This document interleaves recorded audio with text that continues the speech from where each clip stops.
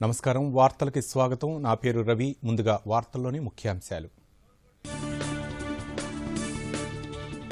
రైతుల ఆదాయం రెట్టింపు చేసేందుకు నీతి నిజాయితీగా పనిచేస్తున్నామన్న ప్రధాని కొత్త చట్టాలతో వ్యవసాయ రంగంలో పెట్టుబడులు పెరుగుతాయని వ్యాఖ్య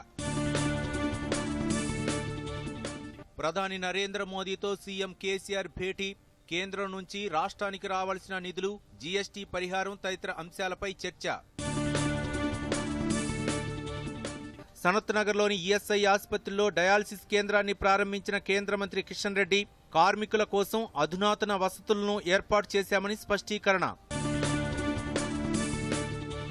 కోవిడ్ వ్యాక్సిన్ అందుబాటులోకి రాగానే పంపిణీ చేసేందుకు టాస్క్ ఫోర్స్ కమిటీలు ఏర్పాటు చేసిన రాష్ట్ర ప్రభుత్వం కమిటీల విధి విధానాలతో ఉత్తర్వులు జారీ చేసిన వైద్య ఆరోగ్య శాఖ కార్యదర్శి రిజ్వీ ఐడీఏ బొల్లారం పారిశ్రామిక వాడలో భారీ అగ్ని ప్రమాదం 8 మందికి గాయాలు క్షతగాత్రులకు సమీప ఆసుపత్రిలో చికిత్స కరోనా వ్యాప్తి పట్ల ప్రజలు అప్రమత్తంగా ఉండాలి విధిగా మాస్కును ధరించడం తరచూ చేతులను శుభ్రంగా కడుక్కోవటం ఇతరులతో మాట్లాడేటప్పుడు కనీసం 6 అడుగుల భౌతిక దూరం పాటించాలి వైద్యులు సూచించిన విధంగా ముందు జాగ్రత్త చర్యలు పాటించడం ద్వారా కరోనా దరిచేరదు ఇక వార్తలోని వివరాలు నూతన వ్యవసాయ చట్టాల వల్ల రానున్న రోజుల్లో వ్యవసాయ రంగంలో పెట్టుబడులు పెరుగుతాయని ప్రధానమంత్రి నరేంద్ర మోదీ స్పష్టం చేశారు గ్రామీణ ప్రాంతాల్లో పంట నిల్వలకు కోల్డ్ స్టోరేజ్ మౌలిక సదుపాయాలకు ఆధునీకరించినట్లు ప్రధాని తెలిపారు దీనివల్ల మరిన్ని పెట్టుబడులు వ్యవసాయ రంగంలోకి వస్తాయని తద్వారా రైతులకు మరింత ప్రయోజనం కలగనుందని ప్రధాని పేర్కొన్నారు Federation of Indian Chamber of Commerce and Industry FICCI 93వ వార్షిక సదస్సునుద్దేశించి ప్రధానమంత్రి నరేంద్ర మోదీ వీడియో కాన్ఫరెన్స్ ద్వారా ప్రారంభోపన్యాసం చేశారు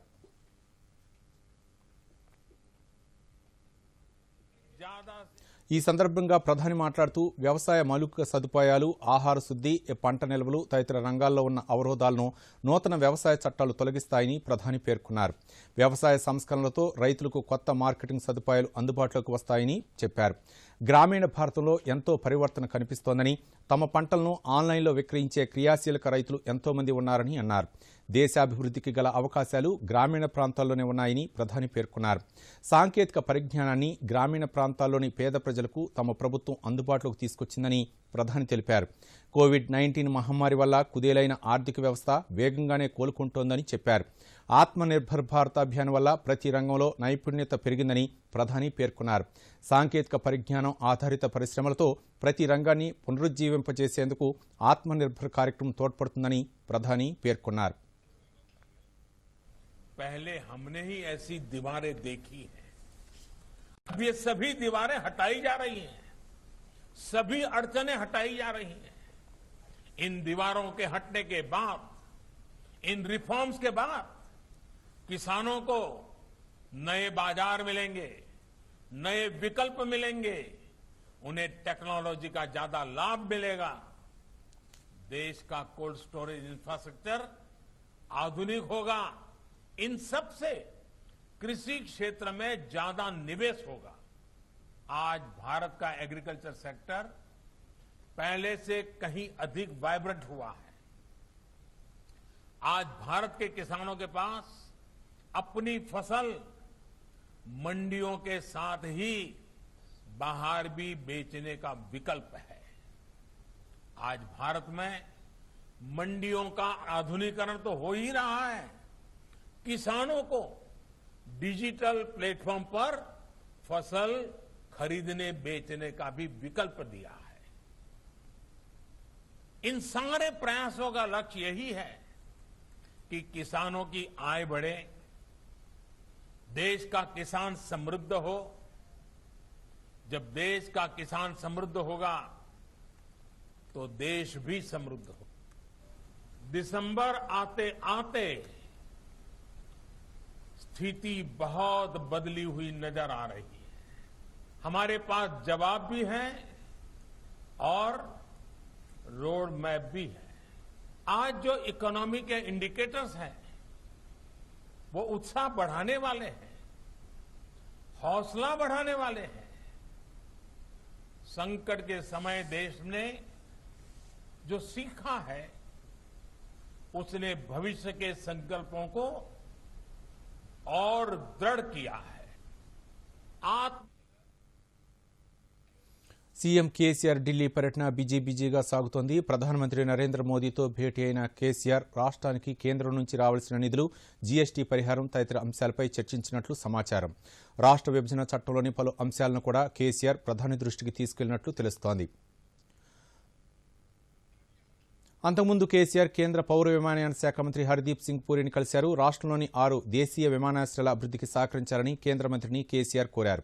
రాష్ట్రంలోని బసంత్ నగర్, మామునూరు, ఆదిలాబాద్, జక్రాన్పల్లి, దేవరకద్ర, భద్రాద్రి కొత్తగూడెంలో విమానాశ్రయాలను ఏర్పాటు చేసేలా చర్యలు తీసుకోవాలని విజ్ఞప్తి చేశారు. ఈ మేరకు ఇప్పటికే వీటికి సంబంధించిన డీపీఆర్లు తయారు చేశామని కేసీఆర్ వివరించారు. విమానాశ్రయాల ఏర్పాటుపై 2018లోనే ప్రతిపాదనలు కేంద్రానికి పంపినట్లు వివరించారు. Air force authority of India ఇప్పటికే ఈ విమానాశ్రయాల ఏర్పాటుపై సర్వే జరిపినట్లు వెల్లడించారు. హైదరాబాద్ సనత్ నగర్లోని ఈఎస్ఐ ఆసుపత్రిలో కొత్తగా ఏర్పాటు చేసిన డయాలసిస్ కేంద్రాన్ని కేంద్ర హోంశాఖ సహాయ మంత్రి జి కిషన్ రెడ్డి ప్రారంభించారు. నవజాత శిశువులకు కోవిడ్ నుండి రక్షణ కల్పించే ఇంక్యుబేటర్, అలాగే పోర్టబుల్ ఆర్టీపీసీఆర్ పరీక్షా కిట్లను కూడా కేంద్ర మంత్రి ప్రారంభించారు. ఈ కార్యక్రమంలో కేంద్ర కార్మిక మంత్రి సంతోష్ గంగ్వార్ ఆన్లైన్ ద్వారా పాల్గొన్నారు. ఈ సందర్భంగా కిషన్ రెడ్డి మాట్లాడుతూ వైద్య రంగాన్ని బలోపేతం చేసేందుకు కేంద్ర ప్రభుత్వం పలు చర్యలు తీసుకుంటోందని చెప్పారు. మార్కెట్ కన్నా 50 నుండి 90% తక్కువ ధరకే జనరిక్ ఔషధాలను అందుబాటులోకి తీసుకొచ్చి ప్రజలకు ఆర్థిక భారం తగ్గించిందన్నారు. ప్రజలకు వైద్య బీమా కల్పించేందుకు ఆయుష్మాన్ భారత్ను అమలు చేస్తోందని, ఇది ప్రపంచంలోనే అత్యంత పెద్ద కార్యక్రమాన్ని కిషన్ రెడ్డి తెలిపారు. మన ధర్మశాస్త్రాల్లో పొందుపరిచినటువంటి విజ్ఞానము, ముఖ్యంగా మరి అమ్మమ్మ కానీ బామ్మ కానీ చిట్కాలు, అదేవిధంగా చెరకుడు కానీ ధన్వంతరి కానీ అనేక సంవత్సరాలుగా మనము మరి హాస్పిటల్స్ లేకముందు కూడా మన భారతీయ జీవన విధానంలో, భారతీయ సంస్కృతిలో అనేకమైనటువంటి మరి గొప్ప గొప్ప సాంప్రదాయాల ప్రకారము మనము ప్రజలకు ట్రీట్మెంటు, ఏ కుటుంబానికి ఆ కుటుంబము, ఏ వ్యక్తికి ఆ వ్యక్తి ఒక డాక్టర్గా అనేక రకాలుగా సేవలు అందించుకున్నటువంటి చరిత్ర మన దేశంలో ఉంది. ఆయుష్మాన్ భారత్ ఈరోజు మరి ఒక దగ్గర కార్డు ఉంటే, ఒక దగ్గర సభ్యత్వం తీసుకొని ఆయుష్మాన్ భారత్ కార్డు తీసుకుంటే దేశంలో ఎక్కడైనా సరే, ఉదాహరణకు హైదరాబాద్లో ఎవరైనా ఆయుష్మాన్ భారత్ కార్డు ఉన్నట్లయితే వాళ్ళకు బాంబేలో కావచ్చు, ఢిల్లీలో కావచ్చు, చెన్నైలో కావచ్చు, బెంగళూరులో కావచ్చు, ఎక్కడైనా సరే తమకు నచ్చిన ప్రైవేట్ ఆసుపత్రిలో, కార్పొరేట్ ఆసుపత్రిలో వైద్యం తీసుకునేటువంటి సౌకర్యము నరేంద్ర మోడీ గారు దేశంలోని పేద ప్రజలందరికీ ఈరోజు కల్పించిన విషయాన్ని కూడా ఈ సందర్భంగా మనవి చేస్తా ఉన్నాను. ఈరోజు మీకు అందరికీ తెలుసు, మన హైదరాబాద్ నగరంలో ఇలాంటి అత్యాధునికమైనటువంటి వైద్య సేవలు అందిస్తున్నటువంటి ప్రభుత్వ ఆసుపత్రి, ప్రభుత్వ కళాశాల అయినటువంటి ఈఎస్ఐ మరి అందుబాటులోకి రావడము, ఈరోజు ఇక్కడ సంగారెడ్డి జిల్లా ఐడిఏ బొల్లారం పారిశ్రామిక వాడలో భారీ అగ్ని ప్రమాదం చోటు చేసుకుంది. పారిశ్రామిక వాడలోని వింధ్య ఆర్గానిక్ పరిశ్రమలో ఒక్కసారిగా మంటలు ఎగిసిపడ్డాయి. దీంతో పరిశ్రమ నుంచి కార్మికులు పరుగులు తీశారు. ఈ ప్రమాదంలో 8 మంది కార్మికులకు గాయాలు కాగా వారిలో 2 పరిస్థితి విషమంగా ఉన్నట్లు సమాచారం. క్షతగాతులకు బాచుపల్లిలోని ప్రైవేటు ఆసుపత్రికి తరలించి చికిత్స అందిస్తున్నారు. పేలుడు సంభవించిన యూనిట్ 1లో దాదాపు 40 మంది కార్మికులు విధుల్లో ఉన్నారు. పేలుడు సంభవించిన కొద్దిసేపటికి ముందు కార్మికులు మధ్యాహ్న భోజనానికి వెళ్లడంతో బాధితుల సంఖ్య తగ్గింది. ఘటనా స్థలానికి చేరుకున్న ఫైర్ సిబ్బంది 5 అగ్నిమాపక యంత్రాల సాయంతో మంటలు ఆర్పివేశారు.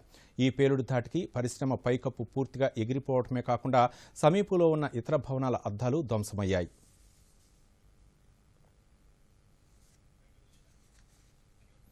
మాసాబ్ ట్యాంక్లోని మహావీర్ ఆసుపత్రిలో ఆధునిక వస్తువులను వైద్య ఆరోగ్య శాఖ మంత్రి ఈట్ల రాజేంద్ర ప్రారంభించారు. ఈ సందర్భంగా మంత్రి మాట్లాడుతూ మానవ సేవే మాధవ సేవ అని అన్నారు. ఎంత సంపద సృష్టించినా వైద్య సదుపాయాలు సరిగ్గా లేకుండా ఉపయోగం లేదన్నారు. వైద్యం కోసం చేసే సాయం పుణ్యంని ఇస్తుందని పేర్కొన్నారు. మహావీర్ హాస్పిటల్లో తక్కువ ధరకు అందిస్తున్న వైద్య సేవలు ఇంకా విస్తరించాలని పేర్కొన్నారు. ముఖ్యమంత్రి కేసీఆర్ ఆసుపత్రి స్థలాన్ని మరో 30 సంవత్సరాలు లీజు కింద కేటాయించినట్లు గుర్తు చేశారు. ఈ హాస్పిటల్లో ఇవాళ 32 స్లైసెస్, సిటీ స్కాన్ని, ఒక ఫార్మసీ యూనిట్ని, ఒక మంచి ఆడిటోరియంని, దీంతో పాటుగా ఇతరత్వ సౌకర్యాలు కూడా ఈరోజు ఏర్పాటు చేసుకోవడం జరిగింది. నేను సంపూర్ణ విశ్వాసాన్ని ప్రకటిస్తున్నాను. రాబోయే కాలంలో ఇది మరింత అందాన్ని దిద్దుకొని మరింత అప్డేట్ అయి పేదలకి నాణ్యమైన ఉచిత వైద్యాలు అందించాలని చెప్పి కోరుతా ఉన్నా. సీఎం కేసీఆర్ పాలనలో తెలంగాణలోని పల్లెలన్నీ పంటలతో కళకళలాడుతున్నాయని రాష్ట్ర వ్యవసాయ శాఖ మంత్రి సింగిరెడ్డి నిరంజన్ రెడ్డి అన్నారు. మహబూబాబాద్ జిల్లా గూడూరు మండలం బొద్దుగొండ మహబూబాబాద్ జిల్లా కేంద్రంలో రైతు వేదికలను మంత్రి సత్యవతి రాథోడ్తో కలిసి ఆయన ప్రారంభించారు. ఈ సందర్భంగా నిరంజన్ రెడ్డి మాట్లాడుతూ ముఖ్యమంత్రి కేసీఆర్ పాలనలో 24 గంటలు కరెంటు, ఎటు చూసినా పచ్చని పంటలే దర్శనమిస్తున్నాయని అన్నారు. గత 60 సంవత్సరాల్లో జరగని అభివృద్ధిని 6 ఏళ్లలో కేసీఆర్ చేసి చూపించారని పేర్కొన్నారు. రైతులందరికీ రైతు బంధు ఈ నెలలోనే వారి వారి ఖాతాల్లో జమ చేస్తామన్నారు.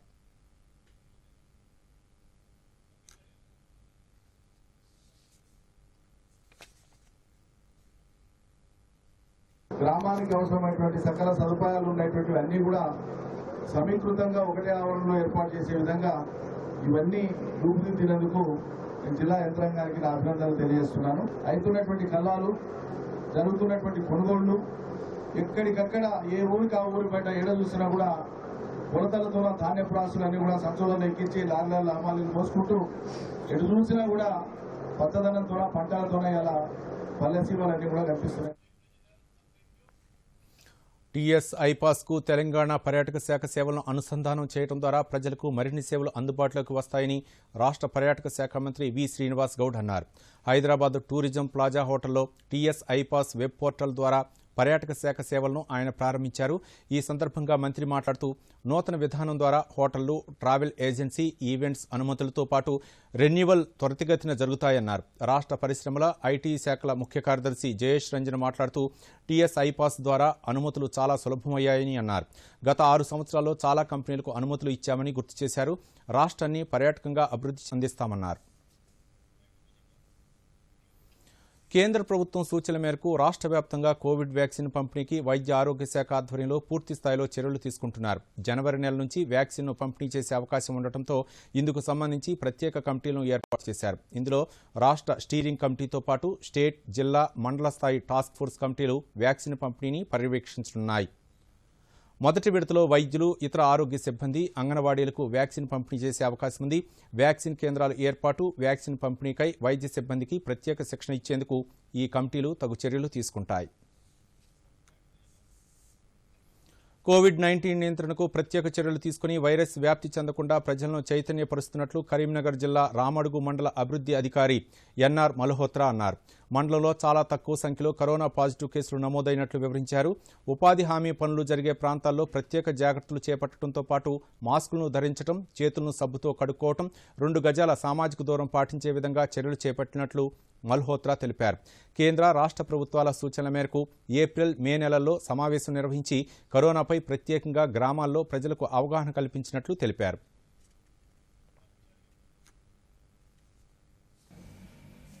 గత మార్చి నుంచి మొదలుకుంటే ఏప్రిల్, మే, జూన్, జూలై, ఆగస్టు, సెప్టెంబర్ వరకు దీని యొక్క ఉధృతి చాలా ఉండే.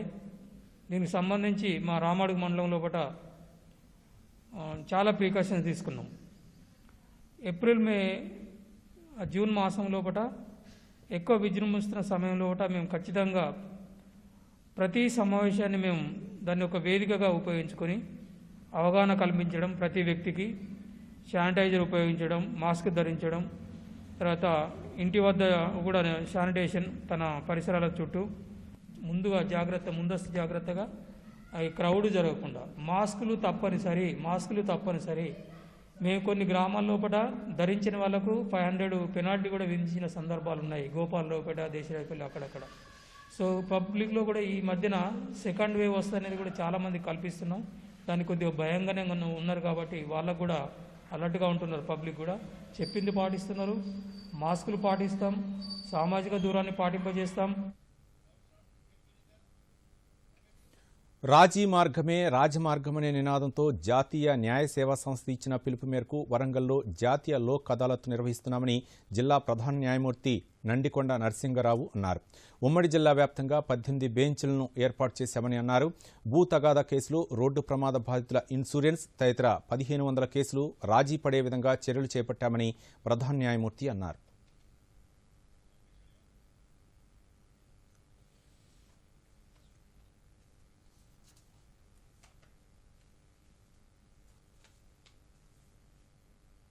జిల్లా వరంగల్లో మన కోర్టు ఆవరణలో జరుపుకుంటున్నాము.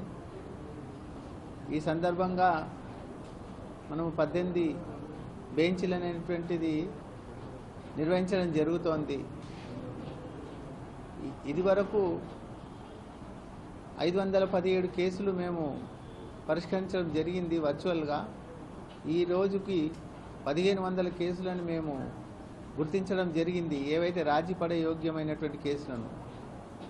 రాజీ మార్గమే రాజమార్గం అనేటువంటి నినాదంతో మనకు జాతీయ న్యాయ సేవాధికార సంస్థ మరియు జిల్లా రాష్ట్ర న్యాయ సేవాధికార సంస్థ వారి ఆదేశాల మేరకు మనం ప్రతి సంవత్సరము ప్రతి 2 నెలలకోసారి 2వ శనివారం రోజున ఈ యొక్క లోక్ అదాలత్లు అనేటువంటి జరుపుకోవడం జరుగుతోంది.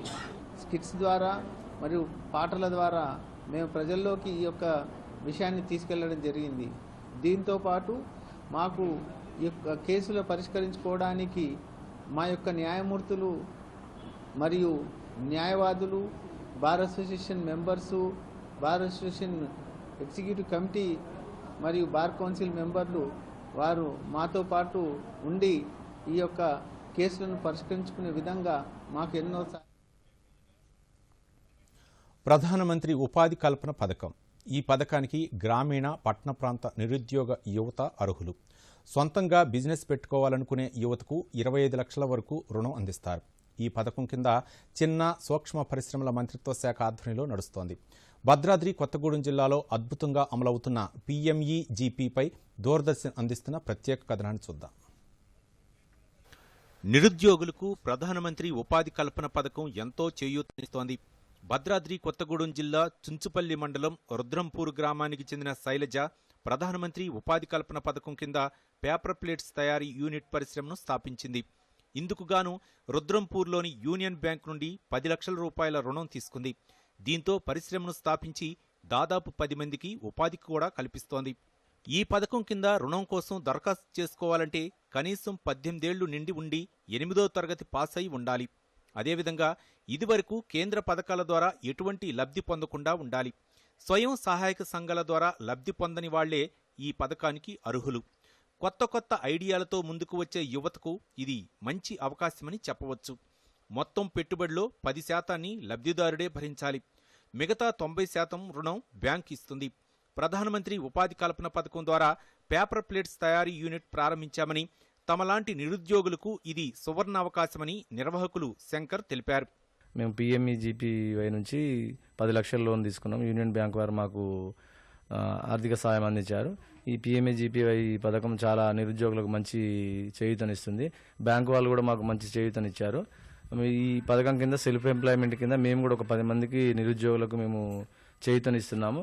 యూనియన్ బ్యాంక్ మేనేజర్ సహదీవ్ దాస్ మాట్లాడుతూ శైలజ అనే మహిళకు PMEGP ద్వారా 10 లక్షల రూపాయల రుణం అందించామని, దీనితో వారు పేపర్ ప్లేట్స్ తయారీ యూనిట్ ప్రారంభించారని తెలిపారు. నిరుద్యోగ యువత ఇటువంటి పథకాలను వినియోగించుకోవాలని సూచించారు. इनको बालाजी ट्रेडर को मैंने 10 लाख लोन प्रोवाइड किया था, उसी का मैं विजिट करने के लिए भी आया हूँ. बिजनेस अच्छा चल रहा, रनिंग चल रहा, स्टाफ भी अच्छा है.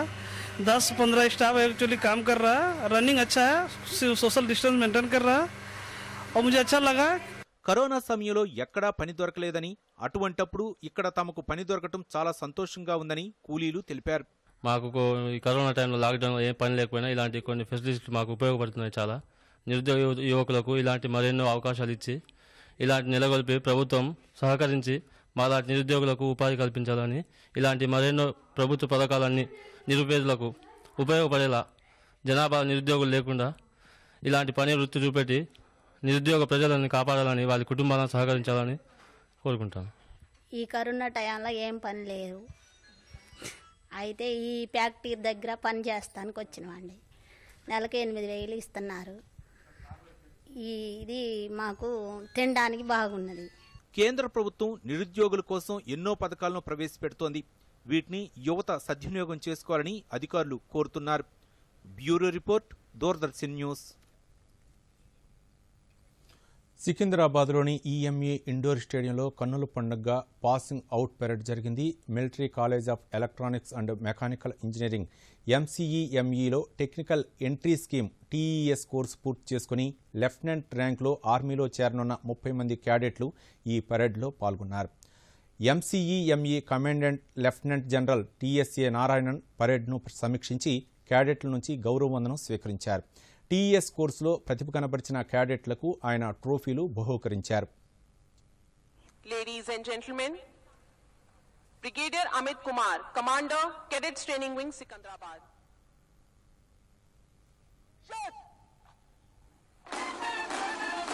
Gentlemen, Major General J.S. Sidana, Deputy Commandant and Chief Instructor.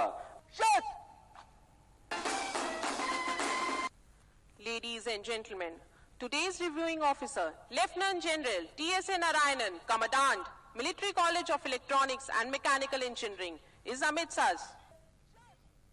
ఈ సందర్భంగా లెఫ్టినెంట్ జనరల్ మాట్లాడుతూ టీఈఎస్ కోర్సును విజయవంతంగా పూర్తి చేసుకుని ఇండియన్ ఆర్మీలో లెఫ్టినెంట్ ర్యాంకులో చేరుతున్న క్యాడెట్లకు అభినందనలు తెలియజేశారు. దేశ భద్రత కోసం విధులు నిర్వహించే క్రమంలో సవాళ్లను ధీటుగా ఎదుర్కోవాలని, ఇందుకుగాను వృత్తి పట్ల నిబద్ధత, ధైర్య సాహసాలు, నిజాయితీ ఉండాలని అన్నారు. ప్రస్తుత సమయంలో సైబర్ భద్రత, సమాచార యుద్ధం గురించి పూర్తిగా అవగాహన ఉండాలన్నారు. కృత్రిమ మేధస్సు, advance robotics, internet of things, block chain వంటి అధునాతనాలపై విధుల నిర్వహణలో మెరుగైన ఫలితాలు సాధించవచ్చునని ఆయన క్యాడెట్లకు సూచించారు. Bronze medal for standing third in overall order of merit among the entire TS-36 course. Platoon Cadet Captain Rishabh Shankar goes to Platoon Cadet Captain Rishabh Shankar. I consider it my proud privilege to be addressing the passing out course TS-36 as they step into the new world with dreams to touch the sky. As I see standing before me in your splendid turnout with gleaming eyes, I am harkened back 38 years to the day of my own passing out parade. I remember vividly being overwhelmed by a feeling of intense pride and joy and an emotion of optimism for the future. This very same that I can feel coursing through your veins today. Gentlemen, you have chosen for yourself the profession of arms, the most noble of the professions since time immemorial. రైతు దేశానికి వెన్నెముక. ఆరుగాలం కష్టించి పండించిన పంట చేతికి వచ్చే సమయంలో కొన్నిసార్లు ప్రకృతి వైపరీత్యాల బారిన పడి తీవ్ర నష్టాలకు గురి కావాల్సి వస్తోంది. దీంతో పంట కోసం పెట్టిన పెట్టుబడి అంతా నష్టపోవాల్సి వస్తోంది. అన్నదాతలు వ్యవసాయం మీదే ఆధారపడకుండా పాడి పరిశ్రమ వైపు దృష్టి సారిస్తే బాగుంటుందని కేంద్ర ప్రభుత్వం భావించి పలు పథకాలను ప్రవేశపెట్టింది. యాదాద్రి భువనగిరి జిల్లాలో అమలవుతున్న కృషి కళ్యాణ్ యోజనపై దూరదర్శన్ ప్రత్యేక కథనం. ప్రకృతి వైపరీత్యాల బారిన పడి కొన్నిసార్లు అన్నదాతలు తీవ్ర నష్టాలకు గురి కావలసి వస్తోంది. ప్రస్తుత కాలంలో పంట పెట్టుబడి కూడా అధికం కావడంతో రైతులు భరించలేకపోతున్నారు. దీంతో అన్నదాతలను ఆర్థికంగా పరిపుష్టి చేసే విధంగా కేంద్ర ప్రభుత్వం చర్యలు ప్రారంభించింది. ఇందులో కృషి కళ్యాణ్ యోజన ఒకటి. యాదాద్రి భువనగిరి జిల్లాలో ఈ పథకం దిగ్విజయంగా అమలవుతోంది. వర్షాభావ పరిస్థితుల్లో కూడా తట్టుకుని ఆరుతడి పంటల ద్వారా, అలాగే వాటి నుంచి వచ్చే గడ్డిని ఉపయోగించుకొని పాడి పరిశ్రమను అభివృద్ధి చేసుకుంటే ఆర్థికంగా నిలదొక్కోగలుగుతారు. పూర్వకాలంలో ఎక్కువగా రైతులు పాడి గేదెల ద్వారా జీవనం సాగించేవారు. కానీ ప్రస్తుతం కేవలం వ్యవసాయంపైనే మొగ్గు చూపుతుండటంతో అన్నదాతలు ఆర్థికంగా చితికిపోతున్నారు. దీనిని దృష్టిలో ఉంచుకుని కేంద్ర ప్రభుత్వం కృషి కళ్యాణ్ యోజన అనే కార్యక్రమాన్ని చేపట్టి గ్రామాల్లోని రైతుల వద్ద ఉన్న మేలు రకమైన పాడి గేదెల నుండి సేకరించిన వీర్య కణాల ద్వారా కృత్రిమ పద్ధతుల ద్వారా గర్భధారణ చేసి మేలు రకమైన లేగదూడలను ఉత్పత్తి చేయగలుగుతున్నారు. దీని ద్వారా సంకరజాతి పశువుల వృద్ధి జరగటమే కాకుండా అధికంగా పాలు ఇస్తుండటంతో రైతులు లాభాల బాటలో పయనిస్తున్నారు. ఈ పాడి పరిశ్రమ ద్వారా ఉపాధి పొందడానికి ఉంటుంది. మరీ ముఖ్యంగా ఈ జిల్లాలో ఈ భువనగిరి ఆలేరు నియోజకవర్గంలో కూడా పాడి పరిశ్రమ ఎక్కువగా ఉంటుంది. ఇంకా ఉత్పత్తి ఎక్కువగా చెందినట్లయితే రైతులకు ఈ పాడి పరిశ్రమ ద్వారా ఈ పాలు అమ్ముకోవడం ద్వారా రైతులకు ఉపయోగకరంగా ఉంటుందని తెలియజేస్తూ, యాదాద్రి భువనగిరి జిల్లా తెలంగాణలో అత్యధికంగా నేషనల్ ఇమ్యునైజేషన్ సిస్టమ్ ద్వారా కృత్రిమ గర్భోత్పత్తి కార్యక్రమాన్ని చేపట్టారు. ఇది నిరంతర ప్రక్రియగా కొనసాగించడానికి ప్రయత్నిస్తున్నారు. చలికాలంలో గేదెలన్నీ ఎదకు రావటం జరుగుతుంది. మండలాల్లోని గోపాలమిత్రుల ద్వారా గ్రామాల్లోకి వెళ్లి పశువుల దొడ్ల వద్దే ఉచితంగా గర్భోత్పత్తి కొరకు సెమ్యునైజేషన్ చేస్తున్నామని జిల్లా పశు వైద్యాధికారి డాక్టర్ కృష్ణ తెలిపారు. 356 గ్రామాల్లో ఉన్న అన్ని పశువులకి ఇది ఉచితంగా కృత్రిమ గర్భోత్పత్తి చేయడం అనేది లక్ష్యంగా పెట్టుకొని ఆగస్టు 1న మొదలు పెట్టడం జరిగింది. ఇది మన జిల్లాలో అప్రతిహతంగా జరుగుతూనే ఉంది. ఇంతవరకు పూర్తిగా ఉపయోగించుకుంటున్నారు ప్రజలు. Bureau report, Doordarshan news. Jammu కాశ్మీర్లోని పూంచ్ జిల్లాలో నియంత్రణ రేఖ వెంబడి పాక్ దాడులను భారత బలగాలు సమర్థవంతంగా తిప్పికొట్టాయి. ఈ ఎదురుదాడుల్లో పాకిస్తాన్కు చెందిన 5 సైనికులు హతమయ్యారు. మరో 3 జవాన్లు గాయపడ్డారు. ఈ మేరకు రక్షణ శాఖ ఓ ప్రకటనలో తెలిపింది. పాక్ బంకర్లను ధ్వంసం చేసినట్లు పేర్కొంది. పూంచ్ జిల్లాలోని మాన్కోట్ సెక్టార్లో భారత పౌరులను లక్ష్యంగా చేసుకుని పాకిస్తాన్ గత గురువారం కాల్పులకు తెగబడింది. పాక్పై భారత సైన్యం ఎదురుదాడికి దిగింది. కాల్పుల విరమణ ఒప్పందాన్ని భారత్ ఉల్లంఘించిందని ఆరోపిస్తూ నిరసన వ్యక్తం చేసేందుకు భారత హైకమిషన్కు చెందిన దౌత్యాధికారిని పాక్ విదేశీ వ్యవహారాల శాఖ తమ కార్యాలయానికి పిలిపించింది. రైతన్నలకు మలిదశ వయసులో ఆర్థికంగా బాసటగా కల్పించాలనే లక్ష్యంతో ప్రధానమంత్రి నరేంద్ర మోదీ పీఎం కిసాన్ మాన్ ధన్ యోజన పథకం ప్రవేశపెట్టారు. ఇప్పటికే రైతులకు పెట్టుబడి సాయం అందిస్తున్న కేంద్ర ప్రభుత్వం తాజాగా రైతులు వృద్ధాప్యంలో ఎవరి వద్ద చేయి చాపకుండా ఈ పథకం ప్రవేశపెట్టడం పట్ల రైతులు హర్షం వ్యక్తం చేస్తున్నారు. ఆదిలాబాద్ జిల్లాలో విజయవంతంగా అమలవుతున్న ప్రధానమంత్రి కిసాన్ మాన్ ధన్ యోజనపై మరిన్ని వివరాలు. ఒంట్లో శక్తి ఉన్నంతకాలం వ్యవసాయ పనుల్లో తలమునకలయ్యే రైతన్న 60 ఏళ్లు పైబడగానే ఒంట్లో సత్తువ తగ్గినా చేతనైన పని చేయాల్సి వస్తోంది. వీరి కష్టాలను గుర్తించిన కేంద్ర ప్రభుత్వం వారికి అండగా నిలిచింది. రెండోసారి అధికారంలోకి రాగానే ప్రధానమంత్రి నరేంద్ర మోదీ సారథ్యంలో తొలి కేబినెట్ సమావేశంలో రైతుల కోసం ప్రత్యేక పెన్షన్ పథకాన్ని ఆమోదించారు. 2019 సెప్టెంబర్ 12న రాంచీలో ప్రధాని మోదీ పీఎం కిసాన్ మాన్ ధన్ యోజన పథకాన్ని ప్రారంభించారు. ఈ పథకం ఆదిలాబాద్ జిల్లాలోని రైతులకు ఓ వరంలా మారింది. జిల్లా వ్యాప్తంగా సుమారు 2,25,000 మంది రైతులు వివిధ పంటలు సాగు చేస్తున్నారు. ప్రధానంగా పత్తితో పాటు సోయా, వరి, మొక్కజొన్న, పెసర తదితర పంటలను సాగు చేస్తున్నారు. ఇందులో 5 ఎకరాల లోపు పంటలు సాగు చేసే రైతులు 1 లక్ష వరకు ఉంటారు. దీంతో కేంద్ర ప్రభుత్వం తీసుకొచ్చిన ఈ పెన్షన్ పథకం జిల్లాలో సుమారు 1 లక్ష మంది రైతులకు మేలు చేస్తోంది. కేంద్రం ప్రవేశపెట్టిన కిసాన్ మాన్ ధన్ యోజన పథకానికి 18 నుంచి 40 ఏళ్లలోపు వయసున్న చిన్న సన్నకారు రైతులు అర్హులు. పట్టాదారు పాసు పుస్తకాల ఆధారంగా అర్హులైన రైతులను పరిగణలోకి తీసుకుంటారు. రైతులు కామన్ సర్వీస్ సెంటర్లో సంప్రదించి కేవలం 30 రూపాయలు చెల్లించి దరఖాస్తు చేసుకోవచ్చు. వయసును బట్టి నెలవారీ ప్రీమియం చెల్లించాల్సి ఉంటుంది. నిర్ణయించిన ప్రీమియంలో 50% రైతులు, 50% కేంద్రం భరిస్తుంది. ఈ పథకంలో చేరిన రైతులకు 60 ఏళ్ల వయసు దాటిన తర్వాత ప్రతి నెల 3,000 రూపాయల పెన్షన్ వస్తుంది. ఒకవేళ మధ్యలో చనిపోతే అప్పటి వరకు రైతు చెల్లించిన డబ్బులు వడ్డీతో కలిపి నామినీకి చెల్లిస్తారు. చనిపోయిన రైతు భార్య లేదా భర్త నెలవారీ ప్రీమియం చెల్లించి పెన్షన్ స్కీంలో కొనసాగే అవకాశం కూడా ఉంటుంది. ఈ పథకంలో చేరేందుకు జిల్లా రైతులు ఆసక్తి చూపిస్తున్నారు. పీఎం మోదీ ప్రవేశపెట్టిన ఈ పథకం వృద్ధాప్యంలో తమకు ఆర్థిక భరోసా కల్పిస్తోందని అన్నదాతలు హర్షం వ్యక్తం చేస్తున్నారు. ఏదైతే ప్రధానమంత్రి గారు ప్రవేశపెట్టిన కిసాన్ మాన్ ధన్ యోజన అనే ఒక పథకం ఉన్నది, అది పెన్షన్ పథకం. అది చాలా తక్కువ ప్రీమియం ఉంటుంది. మంత్లీ కేంద్ర ప్రభుత్వం భరిస్తుంది. వీళ్ళు మంత్లీ ప్రీమియం కట్టేసుకుంటే 60 సంవత్సరాల తర్వాత వీళ్ళు ఎవరైతే ఉన్నారో వీళ్ళకు పింఛన్ వస్తుంది. 3,000 రూపాయల పింఛన్ వస్తుంది. ముసలైన తర్వాత వాళ్ళకు ఆసరా కోసం వాళ్ళకోటి ప్రధానమంత్రి గారు పెట్టిన మంచి పథకం ఇది. ప్రధానమంత్రి కిసాన్ మాన్ ధన్ యోజన పింఛన్ స్కీమ్ ఇది. చిన్నకారు రైతులు 5 ఎకరాల లోపు ఉన్న రైతులు కూడా ఈ స్కీమ్ని తీసుకోవచ్చు. దీనికి మీకు కావాల్సింది ఏమంటే ఆధార్ కార్డు, ఒక ఫోటో, బ్యాంక్ అకౌంట్. అవి తీసుకొస్తే మేము మీ సేవలో మన సిఎస్ సెంటర్లో ఆన్లైన్ చేసిస్తాము. దీని ద్వారా మీకు 60 సంవత్సరాల వరకు కట్టినట్లయితే 60 సంవత్సరాల తర్వాత మీకు నెల 3,000 రూపాయలు పెన్షన్ ద్వారా మీరు పొందగలరు. 60 సంవత్సరాల వయసు నిండిన రైతులకు పెన్షన్ విధానాన్ని తీసుకురావడానికి ప్రధానమంత్రి మాన్ ధన్ యోజన అనే ఒక పథకాన్ని రూపకల్పన చేయడం జరిగింది. మినిమంగా 55 రూపాయల నుంచి 200 రూపాయలు మ్యాక్సిమం వరకు ప్రీమియం చెల్లించాల్సి ఉంటుంది. 18 సంవత్సరాల వయసు గల ఒక రైతు మొత్తంగా తన 60 సంవత్సరాల వయసు వచ్చే వరకు 55,440 రూపాయలు మొత్తంగా చెల్లించాల్సి ఉంటుంది. అదే 40 సంవత్సరాల వయసు గల రైతు 2,01,600 రూపాయలు చెల్లించాల్సి ఉంటుంది.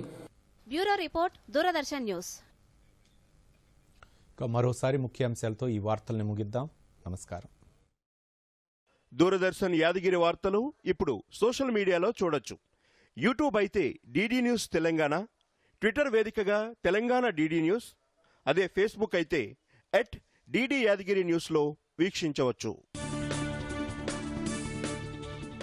రైతుల ఆదాయం రెట్టింపు చేసేందుకు నీతి నిజాయితీగా పనిచేస్తున్నామన్న ప్రధాని, కొత్త చట్టాలతో వ్యవసాయ రంగంలో పెట్టుబడులు పెరుగుతాయని వ్యాఖ్య.